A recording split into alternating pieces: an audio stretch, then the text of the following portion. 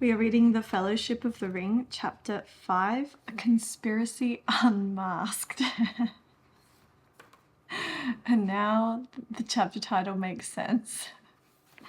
Once again, I don't feel like a lot happens in this chapter except for the fact that it finally feels, and this is significant, so maybe this is a lot, it finally feels like the four hobbits, Merry, Pippin, Frodo and Sam, are actually a great team and like good to each other and trustworthy, and I have faith in them and they just feel like a good bunch. I now adore Merry. There is a ferry boat just chilling on the west side of the Brandybuck River, which I was like, well, why is there only one? It seems like the ferry almost always rests on the east side, and then if someone wants to go over west, they do that, leave the ferry the west until they come back, rather than the other way around. So it seems like people going from Buckland to West Farthing. And in fact, I think there was actually a name for West, or like the area. Sorry, the Marish, I think. Because I was just thinking, if there's one ferry there, why aren't there like 4 or 5 on either side for people to cross back and forth and not have to worry about getting stranded on one side because the ferry's on the other side? But we know Merry took it over. Merry took the ferry. Behind them, the mists in the flat fields were now above the hedges, but the water before them was dark, with only a few curling wisps like steam among the reeds by the bank.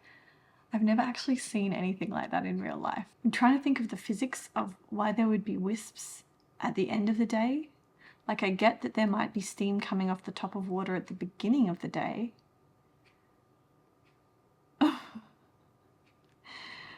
But I want to see it. I just want to see a creepy lake with steam coming out of it that makes you want to dive into the lake and hope that you get stolen by a mermaid. There's a moment where Sam is sort of contemplating things to himself as they're on the ferry going to Buckland. He scratched his head and for a moment had a passing wish that Mr. Frodo could have gone on living quietly at Bag End. Yeah, I know, Sam. But the key here being passing wish. Like, he has these little thoughts where he was like, I wish Frodo was just a boring ass hobbit so I could just garden for him in peace. But the majority of Sam is like, I will follow Frodo. So I like that. They do look back and see, I'm assuming, one of the Black Riders who, I don't know what they were doing.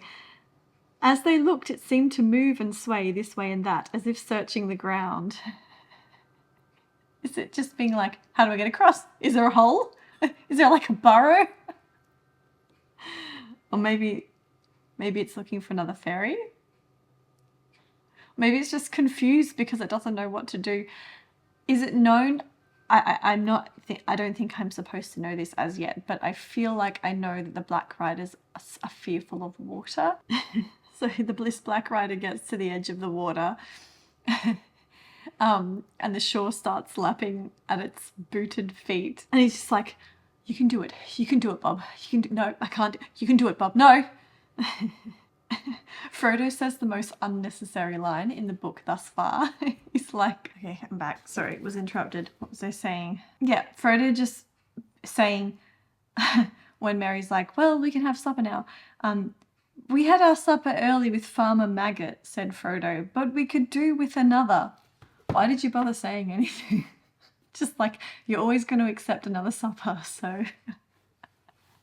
It's funny. Also funny, Frodo saying eldest first or quickest first. You'll be the last either way, Master Peregrine, referring to Pippin as Master Peregrine whenever he's kind of being like teasing. I don't understand why there are 3 bathtubs though in what is going to be Frodo's new home. That seems kind of crazy. Also like convenient that there are 3.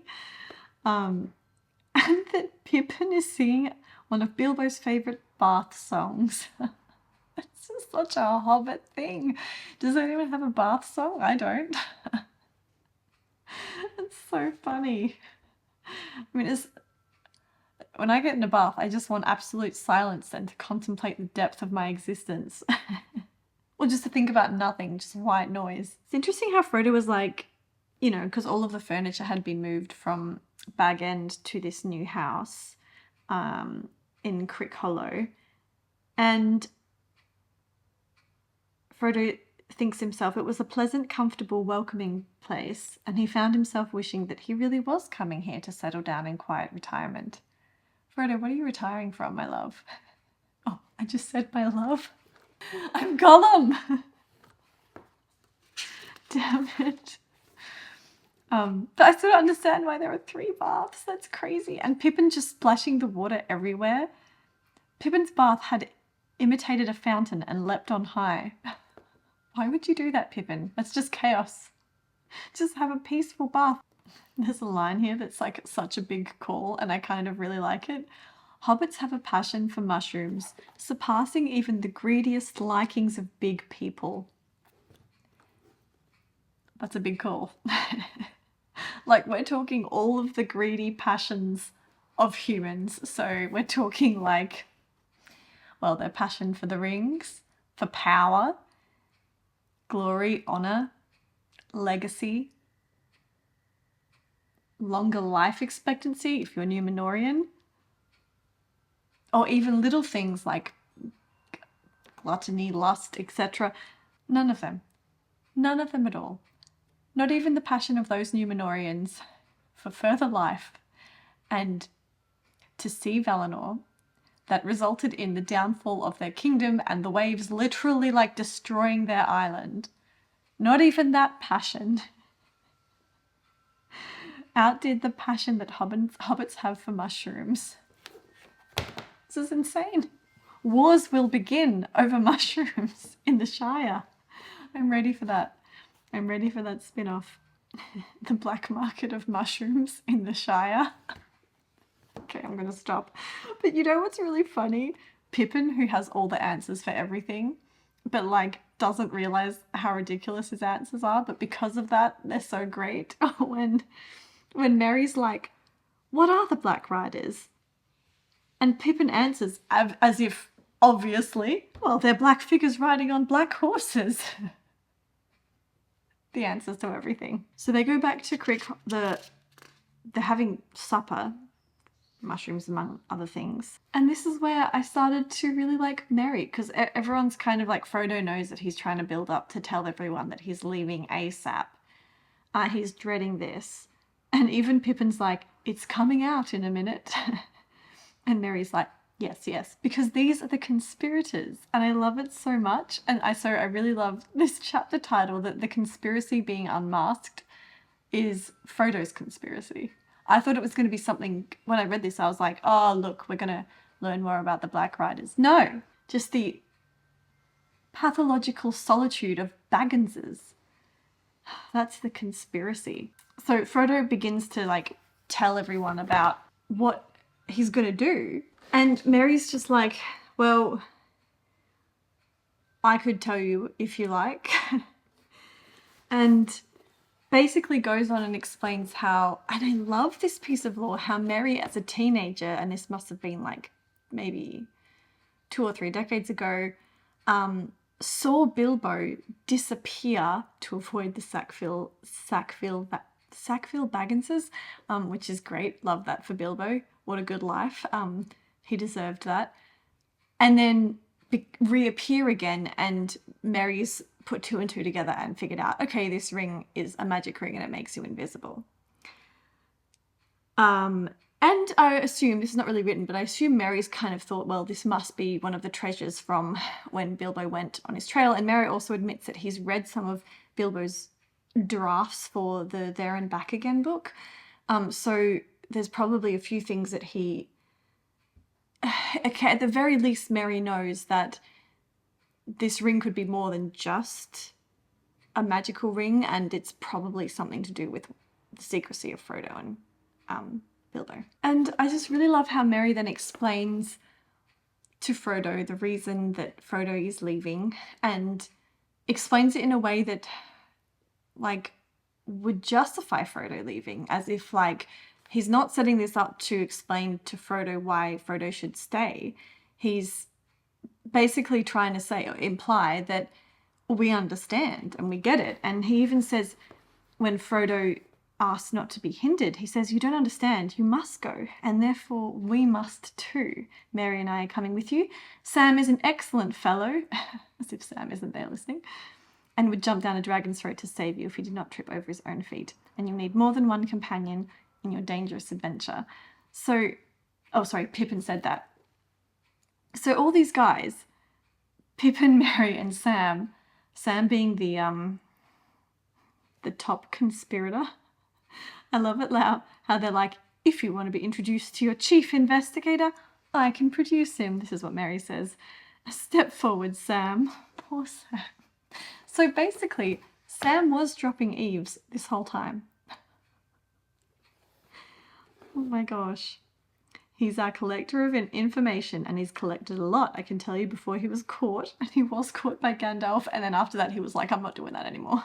No way. And yeah, I love how Merry says, of course we understand, that is why we have decided to come. We know the ring is no laughing matter, but we are going to do our best to help you against the enemy. So 2 things, and this is interesting. This is very interesting because this is not followed up in the book. I don't know if anyone's picked this up. When I first read this, I was like, Merry knows about the ring. Oh my goodness. And that's Frodo's reaction. But you know what isn't mentioned after that? Merry says, to help you against the enemy, with a capital E. The enemy? Why would Merry know about the enemy? Is this common knowledge in the Shire that the enemy is Morgoth / Sauron / orc / evil? Why would Merry be putting that together? Especially because Merry only just found out about the Black Riders just now. Like, it's really easy for a reader to be reading this and being like, how does Merry know about the ring? But then forget that Merry also mentions that he knows that the ring is connected to the enemy and that the enemy is after Frodo, that he knows who the enemy is somehow. Well, he says it so confidently that Merry seems... Anyway, it's just weird because it's not mentioned at all, because Merry then just goes on to explain that story about how he knows about the ring, but then doesn't talk about the enemy at all. And no one asks him, well, hang on, Merry, we get that you understand about the ring, but now what do you mean the enemy? Frodo and his habit of being alone basically is his greatest weakness. Like, Frodo's inability to lean on people or ask other people for help, or burden a lot of things in on himself, is his greatest weakness in so many ways. Long term, it could also be his greatest strength because he doesn't burden others or want to give the ring away. He then accepts it as his own responsibility.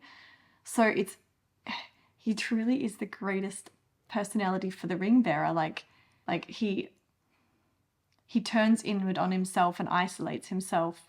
And because of that, that's good, because the ring is kept separate and not given away. But also because of that, he's going to go mad. My favourite line in this chapter was when Frodo was realising that Sam was the biggest mole out of all of them. Frodo was quite unable to decide whether he felt angry, amused, relieved, or merely foolish. I totally get how all those emotions would cross his mind, but the answer, Frodo, is relieved. Relieved and grateful you should be to have such friends.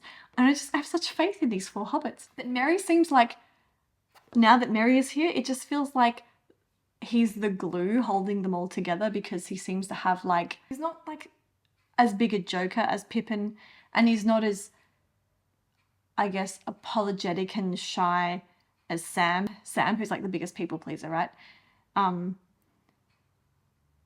And he seems to be more mature than Frodo in so many ways. Anyway, did not expect to be a massive fan of Merry, but it's happening. Yeah, and then they point out that, yep, Gandalf said you can't go alone, and nor did Gildor. And then at the end, Frodo's like, okay, we're going together, and good, that's settled. 3 cheers for Captain Frodo and company, they all shouted. Okay, so I'm so glad, though, that Tolkien decided to keep the Fellowship of the Ring called the Fellowship of the Ring and not Captain Frodo and Company.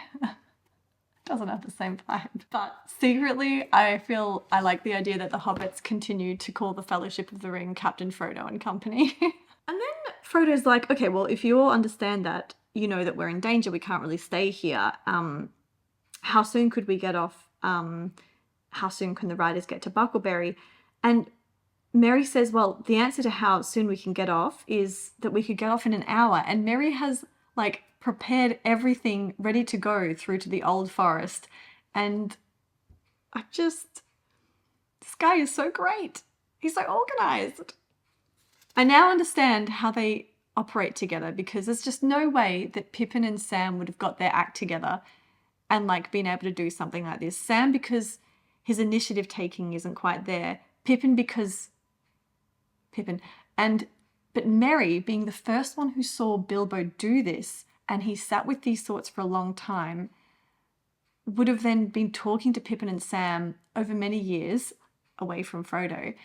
And over time, they would have kind of come together in a supportive way, a conspiratorial supportive fashion. That's the greatest friendship, is when your friends all gang up on you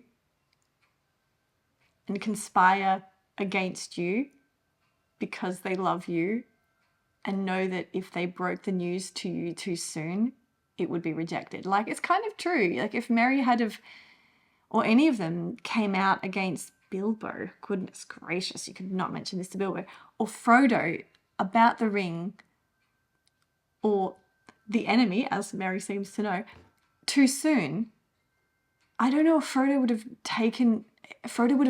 sort of gathered back in on himself and isolated himself. But now, because Frodo's kind of between a rock and a hard place, he is kind of forced to accept their help and their friendship. And so I love this group so much. I did not get this vibe from the movies at all, and it's so much better. It also just makes me really like the Hobbits more, because like the biggest brand of influence I have in my mind with Pippin is him dropping the skeleton down the well in Mordor. Which honestly, when I was a kid, I was so annoyed at Pippin for doing that. And I think it's also Pippin who then picks up the Palantir. Is it Pippin that does that? And I'm like, why? But now I kind of like all of them. I like how Pippin would be so curious in order to do that. What else do I want to say about this? Frodo decides that he makes all the final calls still. He's just like their leader implicitly. And they still like defer to him, even though Merry's like, I've done all this stuff. Like, Merry is totally capable of making a good decision, and probably even more capable than Frodo in trying to figure out how quickly they can move with what is packed. But Frodo's like, nope, we'll stay tonight. So they do stay overnight. The only night, I imagine, that Frodo's staying in this place until he comes back, with the idea that they're going to leave at dawn first thing in the morning to go through the Old Forest, which I'm intrigued about, to be honest. Like, I don't really understand where the Old Forest is going to fit in the movies. So for me, this is actually cool and new. Frodo has a dream, and that dream is something Tyrion. What's the name of that tower?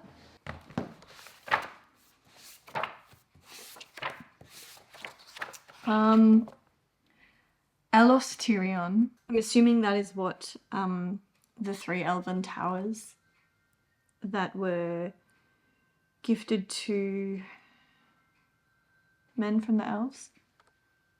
Is that what it is? Gifted from High King Gil-galad as a gift for Elendil. One of those 2 pronunciations is correct. The first king of Arnor. A great desire came over him to climb the tower and see the sea. He started to struggle up the ridge toward the tower. So this is Frodo coming. He has a desire to see the sea through the Palantir in here. No, just see the sea. I think you can see the sea apparently from the top of the tower. He started to struggle up the ridge towards the tower, but suddenly a light came in the sky and there was a noise of thunder. The metaphor in this, I'm unsure. Because for me, light in the sky and a noise of thunder is like definitely Manwe's domain. But it seems so strange that that would be the warning that Manwe would give. Like, no, you're not allowed to come back to this elven tower and look at the sea. Your job is to go east into fire and doom and suffering. I'm unsure what that metaphor is, and I wonder if anyone else has any theories. But yeah, even though like not too much happened, they just crossed the ferry, got home and ate dinner and decided to leave the next day. The coming together of these four hobbits, it now feels great. Having Sam, Pippin and Frodo alone for the last 3 chapters, and now introducing Merry, I think was really smart in a way, just so that we could see how it just felt like they were kind of not right, just the 3 of them before, but now that the 4 of them are together, like, I guess it definitely appears to me that out of all of these, perhaps, and this is a subjective thing, I would most like to be friends with Merry. For multiple reasons. Pippin would just, he would be great in small doses. Sam, I would perhaps get frustrated that he, once again, I just feel like Sam doesn't show like a huge amount of like initiative, and kind of, he still feels like a little bit of a pushover at this stage. I really love him. And I think, you know, he's a better person than I am in so many ways, but so it's pretty harsh to judge him. Frodo, I don't think I would, aside from the fact that I think that Frodo and I would do well Frodo and all of us would do well sitting in a quiet room together in a library reading a book together without necessarily talking too much. That would be a cool thing to do with Frodo. But I think, you know, if I had to invite someone over for dinner, I would invite Merry. And more on this later. This is obviously the first introduction that I've had of Merry, except for a very, very small amount at the beginning. But the fact that Merry has set Frodo's house up, he was the one that would have been driving this initiative to this conspiracy. Like, he was the conspiracy driver. And it's all coming from a good place, because it's not like he's going to unmask this conspiracy and be like, well, now that we know what you're doing, don't you dare leave. This is a stupid idea. And also, you should give the ring away. He's like, no, we're going to, like, he trusted Frodo. It makes me think of, like, what Merry's journey is in the future and how that's going to change him as a character. Anyway, the next chapter, I have to judge what it is. Oh, it's called The Old Forest. Okay, so we're just doing lots of forest stuff. See you next time.